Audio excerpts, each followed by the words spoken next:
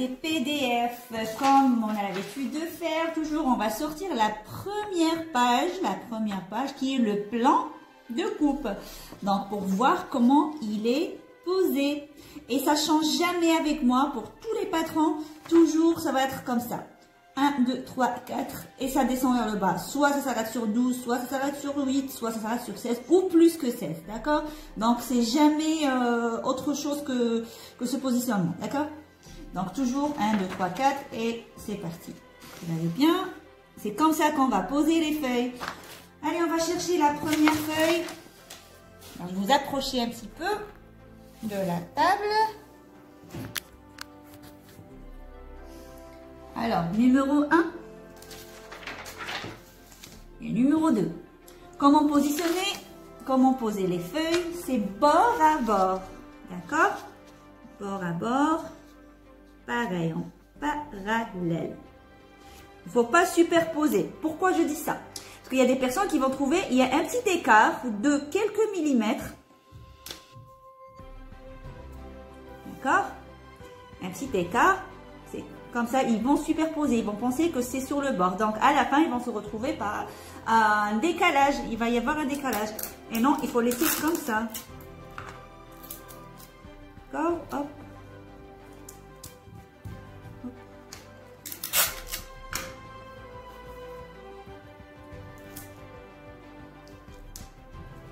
Parce qu'après, on va joindre ce petit vide qui reste ici.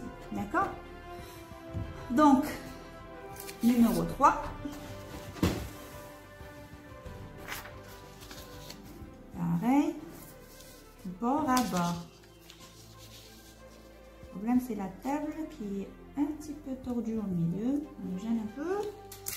C'est pas grave, on va y arriver quand même. Hop. Et je ne mets pas beaucoup de scotch.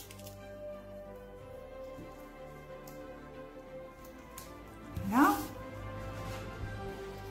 Et numéro 4, numéro 4. Donc, regardez bien, bord à bord. Même s'il y a un petit vide.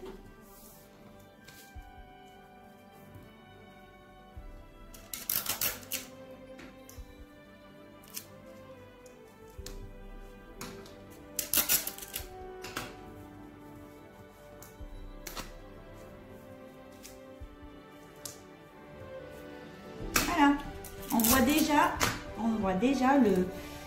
là, c'est quoi? C'est 1, 2, 3, 4. C'est le dos. Milieu dos, il est déjà formé. Vous voyez?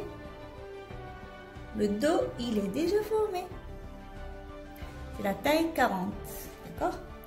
Parce que les feuilles A4 que je suis en train de monter maintenant, je ne vais pas les découper. Attention, on ne les découpe pas. Là, on va utiliser le papier... Sur la première vidéo, si vous avez bien écouté, si vous avez bien regardé la première vidéo, on parle de la bâche, le plastique qu'on aura besoin pour prendre les feuilles. Parce que si on va utiliser ces papiers-là, on va les découper. D'accord, les valeurs de couture sont comprises et tout, on va les découper. Qu'est-ce qui va arriver? Après, un jour, on veut refaire le même patron, on va un petit peu, on va abîmer le papier. Et le patron, il est censé rester intact. Allez, là, je vais faire le numéro 5. Toujours pareil. 1, 2, 3, 4, 5, 6, 7, 8. Pareil, c'est comme indiqué sur le plan. Il n'y aura pas une autre solution.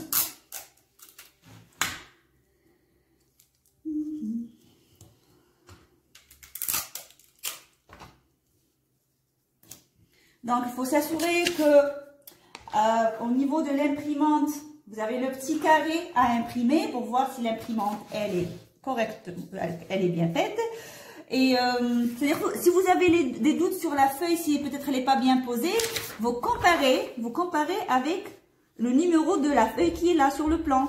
D'accord? Là, je suis bon sur le bon sens.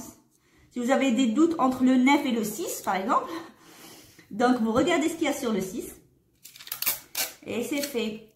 Donc je parlais, oui, pour l'imprimante, il faut être sûr que qu'il y a le format à 100%, d'accord, 100%. Il faut bien vérifier ça. Et vous avez le petit carré pour vérifier si vous êtes à la bonne taille. 5, 6, 7. Ça va aller très très vite.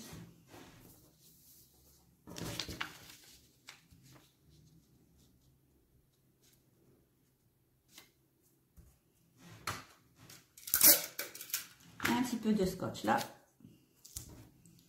Un petit peu de l'autre côté.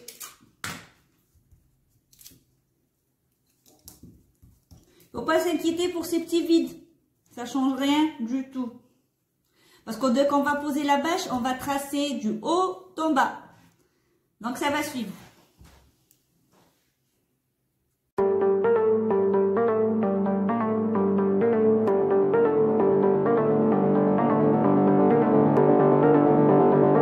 Alors là, j'ai fini de scotcher les 16 feuilles. Mais là, si vous avez remarqué, les 5, 6, 7, 8, ben pour la taille que j'ai, pour la taille 40, 6, 7, 8, je les ai pas collés avec les 9, 10, 11, 12, c'est pas grave, parce que là j'ai les pièces entières, ça sert à rien de les scotcher avec cette partie. Là j'ai le dos et les deux devant. Sur cette pièce là, j'ai le col et la manche, donc ça sert à rien de scotcher ces 4 feuilles avec les autres. Mais ça n'arrive pas avec toutes les tailles. Là, c'est une exception, peut-être avec la taille 36, 38, 40, ça va. Mais 42, non. Je suis obligée de scotcher tout parce qu'il y aura que, c'est normal, là, le devant il est plus large.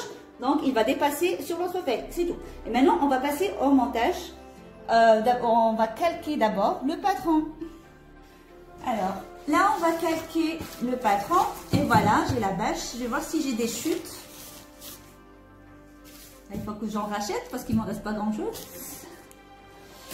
Oui, j'en ai des chutes. Ça ne sert à rien de gaspiller. Ce qui est bien avec la bâche, c'est hyper économique. Ça, c'est transparent, ça ne s'abîme pas. C'est vraiment génial. Voilà. Bien comme il faut. On met un petit bout. Là, ce que je vais prendre pour cette feuille, je vais calquer la manche et le col. Je mets un tout petit bout sur la bâche pour que ça ne bouge pas. Voilà. Là, sur la table, le bout de la table, je mets un petit bout. Et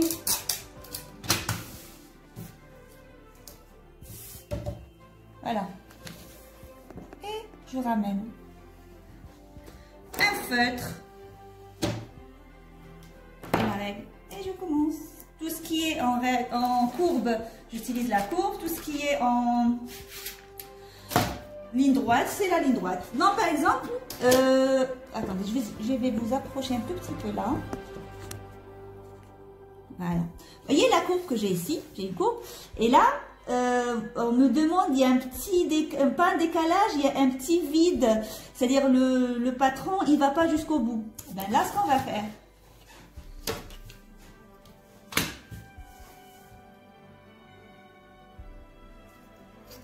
Il faut chercher le côté qui me convient.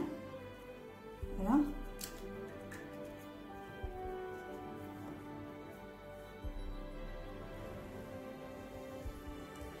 Voilà. Donc là, on va le tracer d'un seul coup. C'est-à-dire ces 5 mm, ça ne change rien du tout.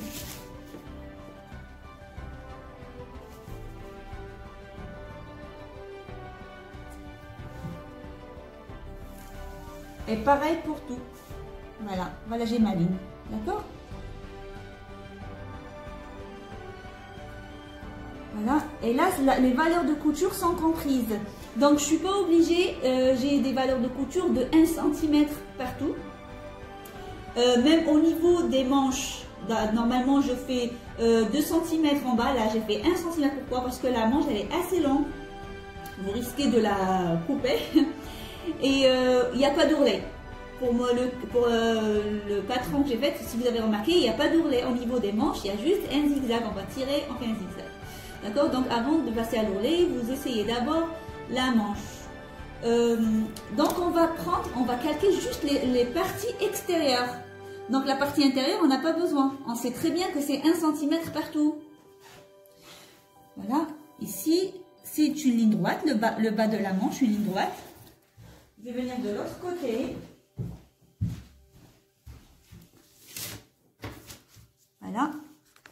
Je vais vous mettre bien. Voilà, je joins la fin et le début. Partie extérieure, bien sûr. Et j'ai une ligne droite. C'est-à-dire même, il y a un tout petit... c'est pas un décalage, c'est juste un petit peu là qui va... C'est-à-dire la ligne, elle va pas jusqu'au bout de la feuille. C'est pas grave. Donc on fait un seul trait. Donc il faut surtout pas superposer les lignes. Et bord à bord.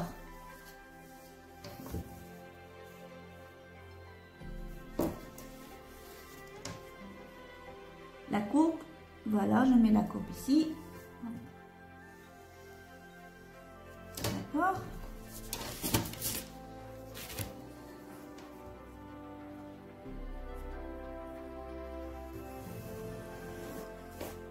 Voilà. Et là j'ai fait les deux côtés, le bas. Et je fais le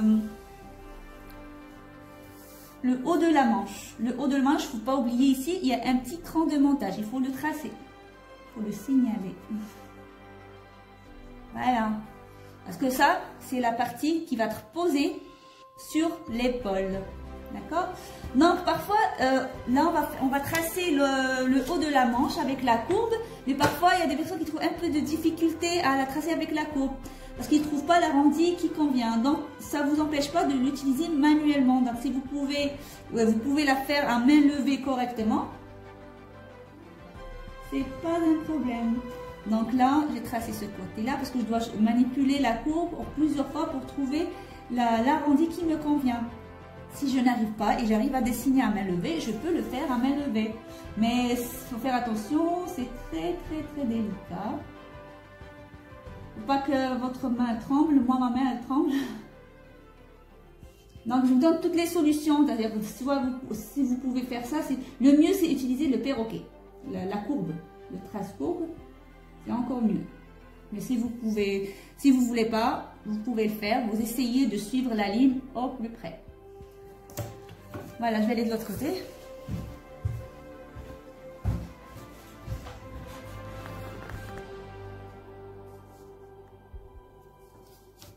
Et je précise bien, c'est de l'extérieur, vous n'avez pas besoin de tracer ce qu'il y a à l'intérieur.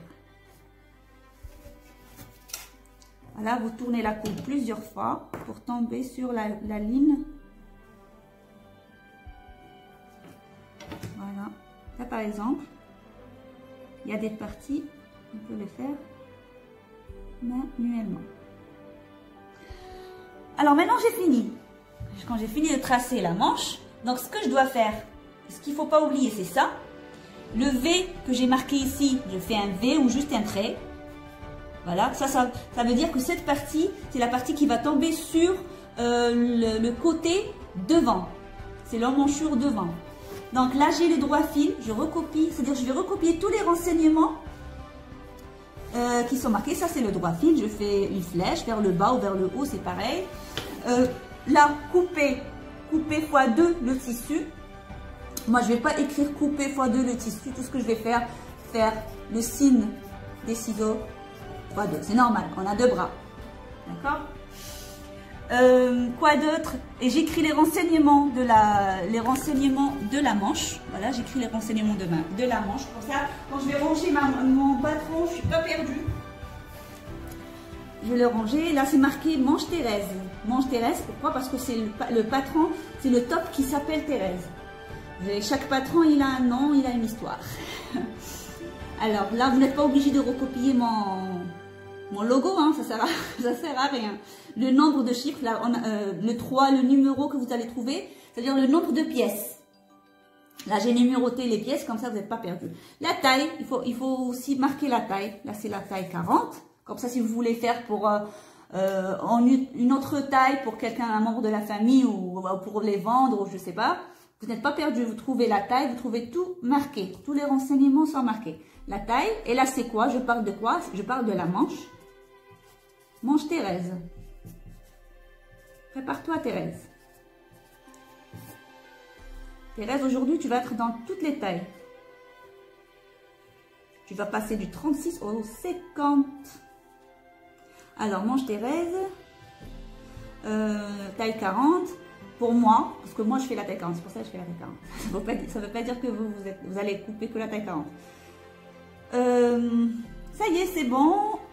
Voilà, c'est bon. La manche Thérèse, elle est faite. Elle est faite. Je peux la découper. Je peux la découper. Mais pour cette feuille, j'avais même le col. J'avais même le col à recalquer. Le col, c'est juste... Ah oui, j'écris aussi. J'écris un petit renseignement, valeur de couture, 1 cm. 1 cm, valeur de couture. Valeur de couture. Couture. Et j'écris CC. CC, ça veut dire couture comprise. Couture comprise. On voit qu'il y a une couture comprise. D'accord? Voilà. Avant de retirer le plastique, je vais calquer ça. Le col. Alors, un petit détail, quand vous faites avant de placer le col pendant la couture, avant de placer, essayez d'abord, le moment où vous allez arriver au col, essayez d'abord le patron. Parce qu'au niveau de l'encolure, c'est différent d'une personne à une autre. Peut-être il faut échancrer un peu plus l'encolure, peut-être il y a des personnes qui ne supportent pas quand c'est très haut là, il faut écrire, là j'ai fait valeur de couture, pliure, il faut marquer que c'est une pliure. Quand il y a une pliure, il faut le marquer. Pliure, col, Thérèse. Il faut écrire tous les renseignements. Couture comprise, la taille c'est la taille 40, couture comprise 1 cm, vous écrivez que CC, couture comprise 1 cm, 1 cm. Là c'est bon, j'ai tous les renseignements, c'est bon, j'arrête. Et je commence à découper. Et ce qui est bien avec la bâche, c'est génial. Découper, c'est pas compliqué du tout. Juste faire glisser.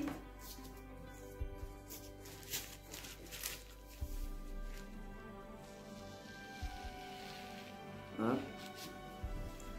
Juste faire glisser.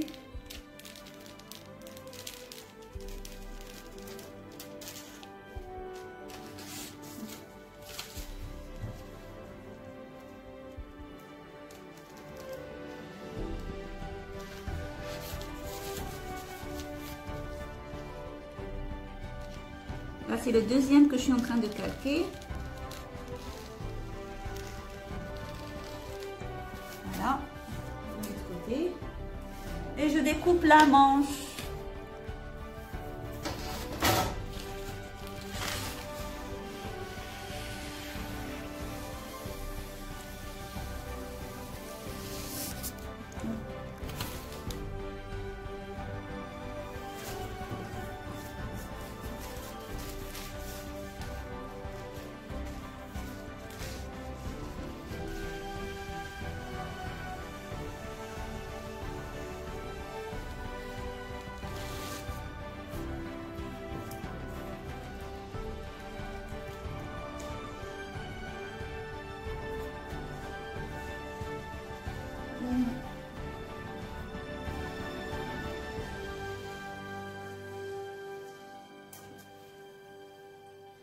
De l'autre côté.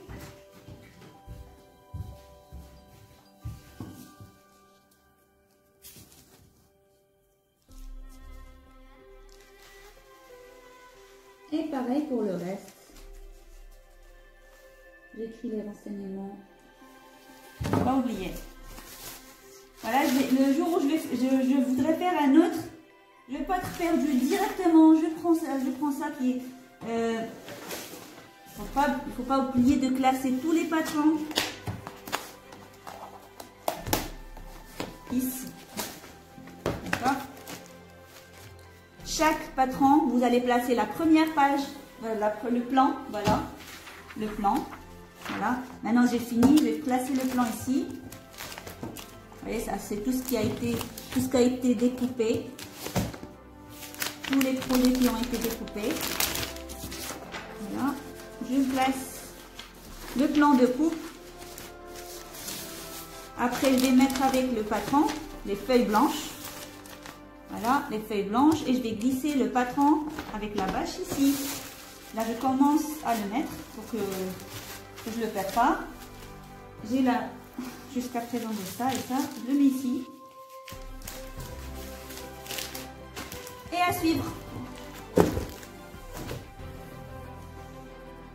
Voilà, dès que je retire la bâche, tout de suite je plie les feuilles du patron.